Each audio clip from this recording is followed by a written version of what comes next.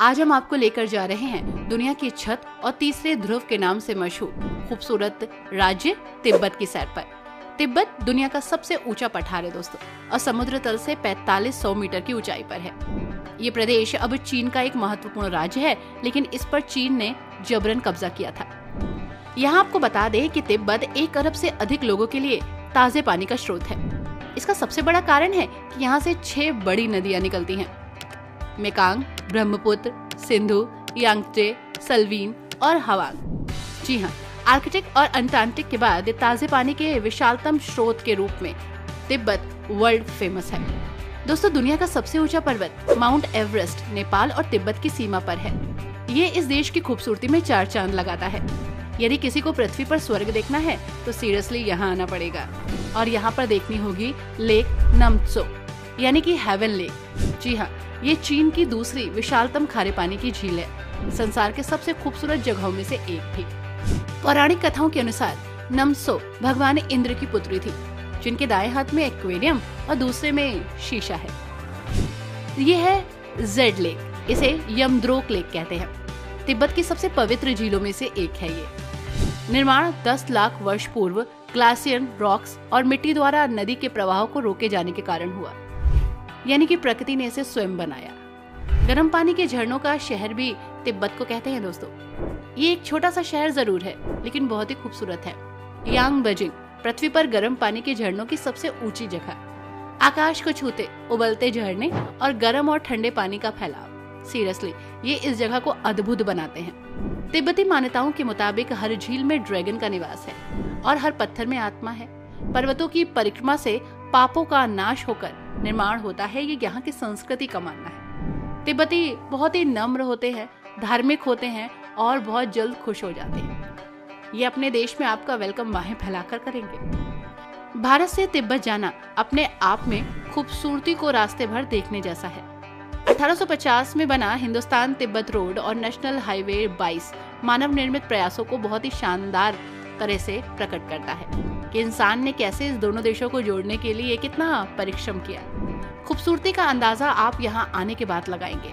हरियाणा के अंबाला से इस रोड की शुरुआत होती है, जो चंडीगढ़, शिमला, स्पीति वैली होते हुए तिब्बत बॉर्डर के गांव खाप पर खत्म होती है। ऊंचे ऊंचे पहाड़ों और उन्हें काट कर बनी पतली सड़क, माय गॉड, ड्राइविंग करना बहुत ही जोखिम भरा है। ऐसा लगता है जैसे किसी फिल्म का स्टंट सीन चल रहा हो, और जब आप इसे देखते हैं ना तो सीरियसली दांतों तले उंगलियां दबा लेते हैं। लेकिन जो यहाँ जाना चाहता है, इस एडवेंचर को फील करना चाहता है, उसे कौन ही रोक सकता है। दोस्तों, तिब्बत हिमालय का घर है, ये बात आपको पता होनी चाहिए। दुनिया की सबसे ऊंची पर्वत श्रृंखला है ये, जिसमें शानदार माउंट एवरेस्ट भी है। विशाल पहाड़ों के अलावा तिब्बत अपनी शानदार झीलों, अद्वितीय दृश्यों के लिए जाना जाता है, जैसे कि स्पार्कलिंग पवित्र नामतो झील और कैनियन, और सीरियसली बहुत सारे ऐसे दृश्य जो आपको वर्ल्ड में कहीं देखने को नहीं मिलेंगे। तिब्बत की समृद्ध प्राचीन संस्कृति और चीन, भारत और नेपाल के विभिन्न प्रभावों के साथ इसका बहुत लंबा इतिहास है। तिब्बती संस्कृति के सभी पहलुओं में आपको वास्तुकला दिखेगी, भोजन दिखेगा, यहाँ की लोकल लैंग्वेज दिखेगी और धर्म दिखेगा। सब कुछ उनके जीवन में बौद्ध धर्म के मजबूत प्रभाव को दर्शाता है, और यही बौद्ध धर्म है जो उनके जीवन के इर्द गिर्द घूमता रहता है। दोस्तों, यहाँ पर अपने रीति रिवाज हैं, अपनी मान्यताएं हैं, और सीरियसली कुछ रीति रिवाज तो ऐसे हैं जिसे सुनकर आपके रोंगटे खड़े हो जाएंगे। दुनिया भर में अंतिम संस्कार के अपने अपने तरीके हैं, लेकिन यहाँ पर कुछ अलग ही है। किसी धर्म में शव को जलाया जाता है, किसी में दफनाया जाता है, लेकिन तिब्बत में अंतिम संस्कार का तरीका सबसे अलग है, जिसे स्काई बरियल कहते हैं, या फिर आप इसे झाटौर भी कह सकते हैं।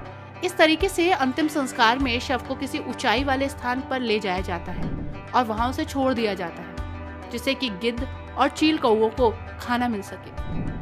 हालांकि ये क्यों किया जाता है, इसके भी अपने अपने मान्यताएं हैं।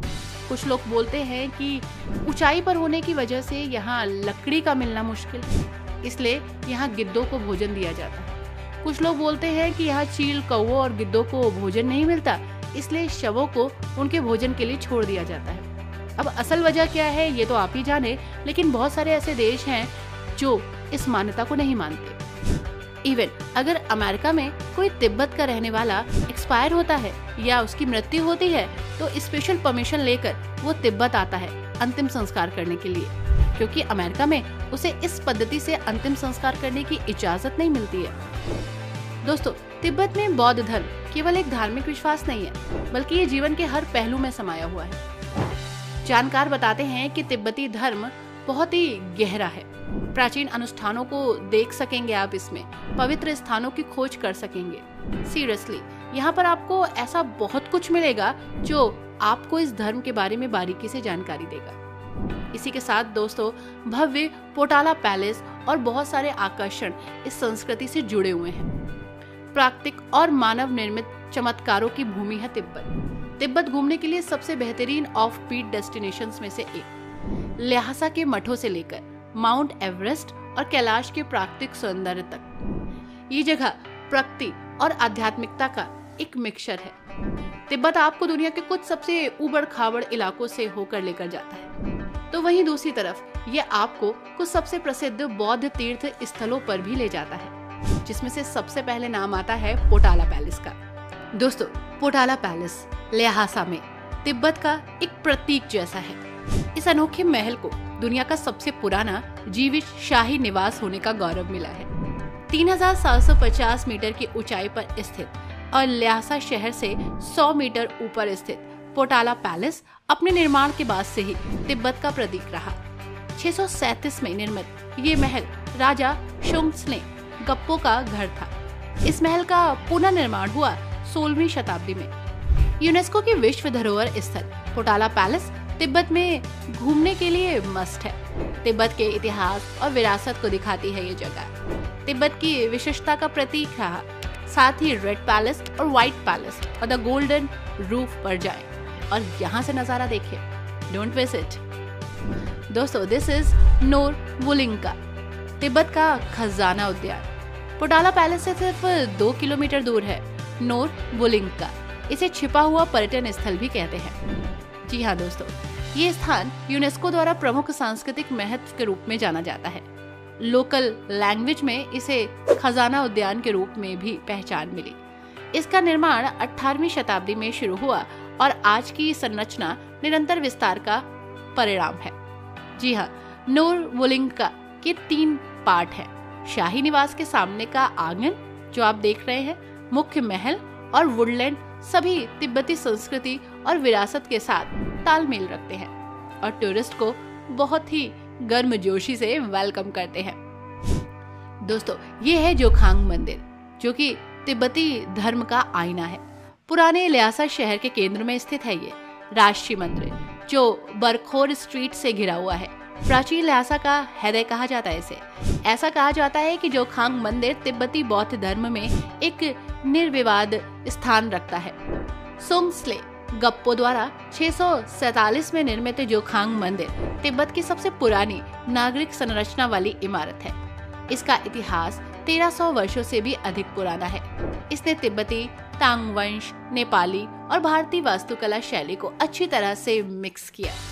तिब्बती मठ के लिए नए स्थान लेआउट मॉडल की शुरुआत यहीं से हुई। ल्हासा में सबसे लोकप्रिय पर्यटक आकर्षणों में से एक के रूप में यूनेस्को की ये धरोहर जानी जाती है। ये यूनेस्को की विश्व धरोहर स्थल पोटाला पैलेस का ऐतिहासिक पहनावे का स्थल है। यानी कि अगर आप पोटाला पैलेस देखने आए हैं तो इसे बिल्कुल भी मिस मत करिएगा। दोस्तों, तिब्बत की आन, बान और शान माउंट एवरेस्ट दुनिया का सबसे ऊंचा पर्वत। ये दक्षिणी तिब्बत में टिंगरी काउंटी के दक्षिण भाग में स्थित है। चीन और नेपाल के बीच इंटरनेशनल बॉर्डर शरीक शिखर बिंदु से होकर गुजरती है। समुद्र तल से 8,848 मीटर की ऊंचाई वाला ये पर्वत हमेशा बर्फ से ढका रहता है। इसका शरीर पिरामिड के आकार का है और इसकी चोटी आसमान को छूती है। इसकी बर्फ की चोटी हर साल चांदी की चमक बिखेरती है चारों ओर। इसकी कमर बादलों में छुपी होती है। सोचिए कितना खूबसूरत है ये। हर वर्ष पर्वतों से प्यार करने वाले लोग यहाँ आते हैं। हालांकि माउंट क्लाइंबिंग करने वाले लोगों के लिए ये परफेक्ट जगह है और इनका ड्रीम डेस्टिनेशन भी। दोस्तों, ये है तिब्बत की पवित्र झील यमदोक युमसो, तिब्बत की 3 सबसे बड़ी झीलों में से एक। ये झील ल्हासा के दक्षिण पश्चिम में लगभग 100 किलोमीटर की दूरी पर है। झील की सतह अपनी अथाह गहराई के साथ लगभग 600 वर्ग किलोमीटर में फैली है। झील के अंदरूनी हिस्से में 10 या उससे अधिक पहाड़ी द्वीप एक दूसरे से आजादी फील करते हैं। यहाँ पर आप बत्तखों का झुंड देखेंगे। झील में मछलियाँ बहुत सारी है और भोजन के लिए भी बहुत ही स्वादिष्ट है। इसी के साथ दोस्तों, कैलाश पर्वत और मानसरोवर झील तिब्बत में सबसे दूर है, लेकिन फिर भी लोकप्रिय पर्यटन स्थल है। अध्यात्म का एक केंद्र कैलाश पर्वत 6714 मीटर ऊंचा है और इसकी 4 विशाल दीवारें और बर्फ से ढकी चोटी एक बेहतरीन दृश्य दिखाती है। हिंदुओं के लिए ये भगवान शिव के निवास के रूप में जाना जाता है और बहुत ही पवित्र स्थल है। मानसरोवर झील कैलाश पर्वत से लगभग 30 किलोमीटर दूर स्थित और ये दुनिया की सबसे ऊंची मीठे पानी की झीलों में से एक है।